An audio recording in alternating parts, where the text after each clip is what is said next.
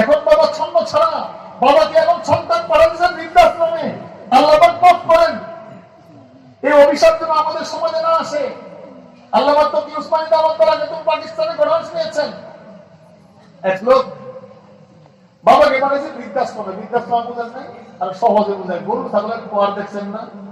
গরু ছাগলের খোয়ার এখন তো নাই, আগে ছিল যে দিকে কোন জায়গায় খোয়ার শুনতাম, খোয়ার বুঝছেন যে গরু ছাগল কেন রাখে। আল্লাহ মাফ করেন, কথাটা কেমন লাগতেছে তারপরে বলতেছি আপনাদের ঘৃণা সৃষ্টি হওয়ার জন্য। মনে করেন বৃদ্ধাশ্রমটা এমন জিনিস। হ্যাঁ, আবার কারো কারো জন্য বৃদ্ধাশ্রমের দরকার হয়। কেন বললাম? সন্তান সারাদিন দেখ মারে বাবার, বাবাকে বাবাটা আশ্রয়ের দরকার হয়।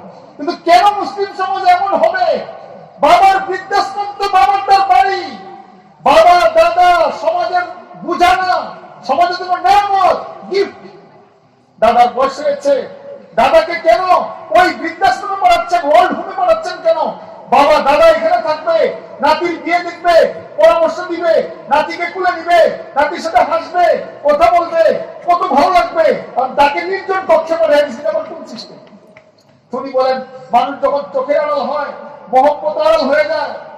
এক লোক সন্তান বাবাকে পাঠিয়েছে বৃদ্ধাশ্রমে, বাবা মারা গেছে, বৃদ্ধাশ্রমের কর্মকর্তা ফোন দিছে, বলতেছে যে ভাই আপনার বাবা তো মারা গেছে। বিনা লীলা বেচারা মারাই গেল।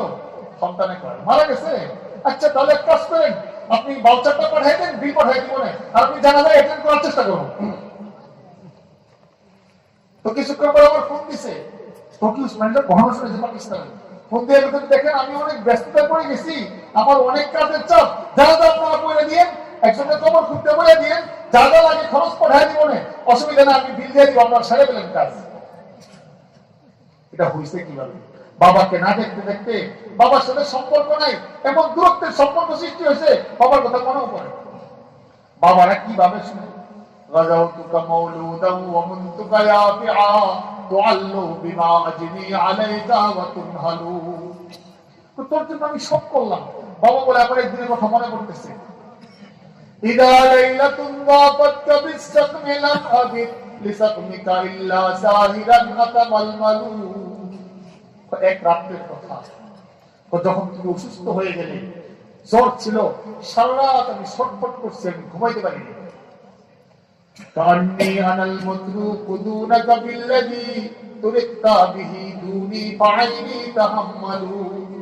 আমার কাছে মনে হয়েছে আমার ছেলে অসুস্থ না, যেন আমি নিজে আক্রান্ত, যেন আমি আক্রান্ত। সারা রাত সজাগ। ডাক্তার বলে সন্তানের কিছু হবে না, ভালো হয়ে যাবে। বাবা কান্দে, খাবুর রাদা নফসি আলাইকা ওয়া ইন্নাহা লাতা'লামু আন্নাল মাউত ওয়াক্তুম মুআজ্জালু। আমার মন খালি বলতেছিল আমার ছেলে মনে বাঁচবে, আমার ছেলে মারা যাবে। আমি জানি মৃত্যু সুনির্দিষ্ট সময় আসে, কিন্তু ডাক্তারও বলতেছে কিছু হবে না।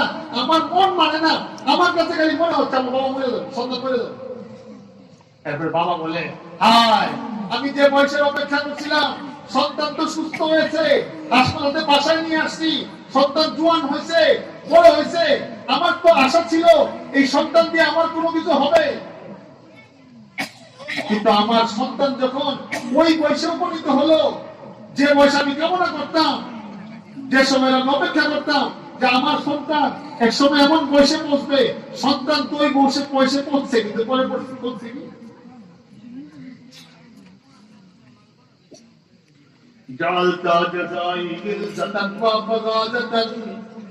এখন তুই বাবাকে, তুমি আমাকে, আমি এত কিছু করলাম, এটার বদলা দিলা, এখন ধমক দিলা, কঠোর আচরণ দেখে না, আমার সাথে দুর্ব্যবহার। কারে সন্তান তুই যদি বাবার মূল্য আমাকে না দিতি, কমপক্ষে এলাকার একজন মুরব্বির মতো আমার একটু খোঁজ খবর নিতি, তাহলে তো আমি মনের শান্ত হবে। আরে ভাই, সন্তানকে দিন না শিখাইলে এমনই হবে, সন্তানকে দিন না শিখাইলে এমনই হবে। সন্তানকে প্রকৃত অর্থে দিন শিখান।